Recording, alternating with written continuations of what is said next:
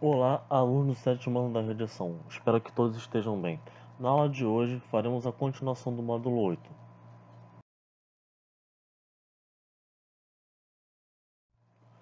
Falaremos sobre outras questões que envolvem a região amazônica. Antes de entendermos a hidrografia amazônica, é importante nós entendermos o que seria uma bacia hidrográfica. Ela compreende uma área da superfície terrestre banhada por um rio principal e seus afluentes. Então, a bacia hidrográfica ela pode sofrer ainda alargamento ou diminuição da área, dependendo do volume do processo erosivo. E em relação à bacia hidrográfica amazônica, que é a maior bacia hidrográfica do mundo, podemos falar do seu rio principal, que é o Rio Amazonas, e seus afluentes. O rio principal, ele nasce na Cordilheira dos Andes. Quando chega ao Brasil, recebe o nome de Solimões, e quando tem o encontro com o Rio Negro, é o famoso encontro do Rio Negro e Solimões, passa a ser chamado de Rio Amazonas. A partir daí, então, tem a formação do rio principal, da bacia hidrográfica amazônica, que, junto com seus afluentes, contribui consideravelmente para o grande volume de água que essa bacia hidrográfica possui. Em virtude do grande volume de água que a bacia hidrográfica amazônica possui, ela possui um considerável potencial hidrelétrico dependendo da área que nós falarmos, porque, como foi falado anteriormente na aula passada, o tipo de relevo que predomina na Amazônia, na região, é a planície e depressões, que são relevos de baixa altitude. Só que, para se ter uma usina hidrelétrica, além de ter necessidade de um grande volume de água, é necessário também ter a queda de água para a partir dessa queda se ter a geração de energia. E em áreas que possuem planalto, na região amazônica, eu tenho esse potencial, porque eu tenho essa queda de água. Então podemos destacar na Amazônia atualmente a usina de Belo Monte, que fica no rio Xingu, que é uma área de planalto, que além de ter um grande volume de água, eu tenho também a possibilidade de queda de água para geração de energia.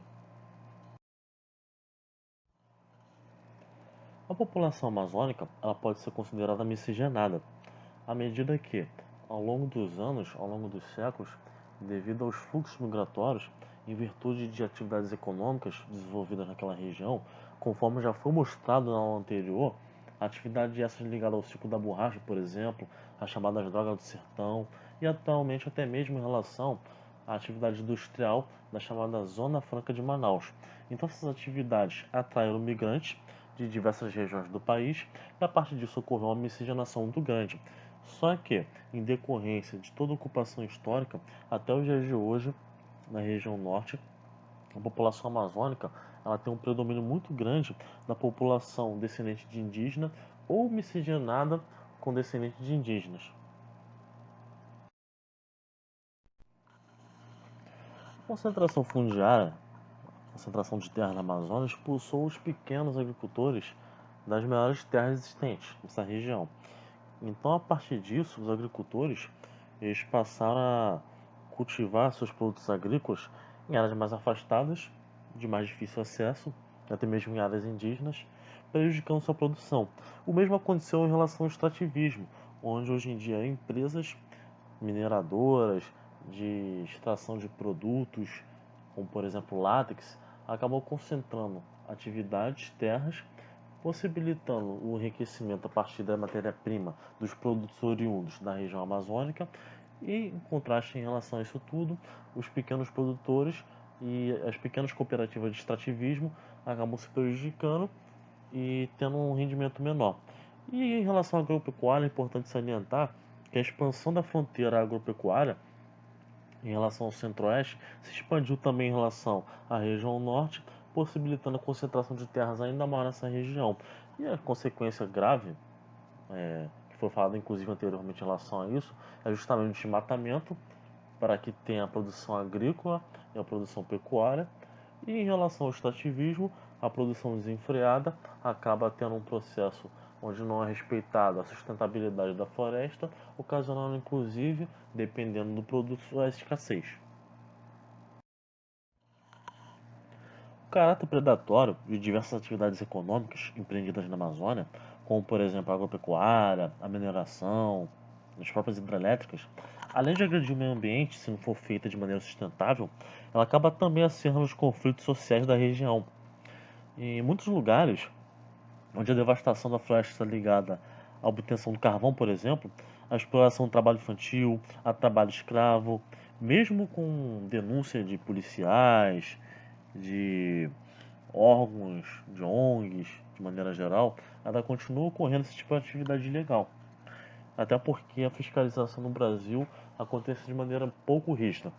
E no campo a violência ela acaba criando tensões entre poceiros, índios, pecuaristas, dentre outros, e nem sempre recebe atenção das autoridades locais.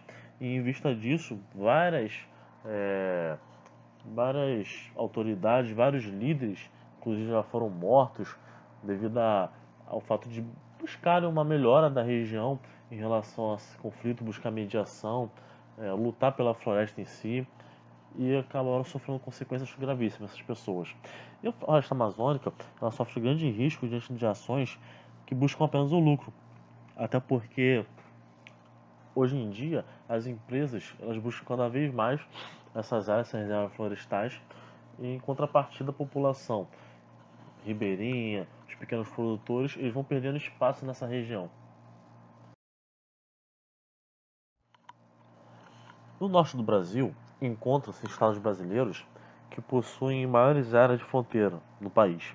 Então, por possuir áreas limites, essa região historicamente recebeu políticas do governo brasileiro que visavam ocupar militarmente a região para impedir a chegada de grupos vindo de outros países. Só que, devido à grande extensão territorial, essa região historicamente é uma região de conflitos, até pelo fato da Amazônia ser uma região importante. E é uma região, inclusive, que desperta interesse de outros países, como por exemplo Estados Unidos da América, dentre outros, pelo grande potencial econômico que possui. Então, a nível local, se nós pensarmos na América do Sul, historicamente foi uma região de disputa, onde o governo brasileiro inclusive teve que negociar, por exemplo, o chamado Tratado de Petrópolis, que confirmou a anexação do território que hoje conhecemos como Estado do Acre, por exemplo, e tem outros projetos que visavam justamente a ocupação durante a colonização, impedindo assim que outros países pudessem tomar posse desse território.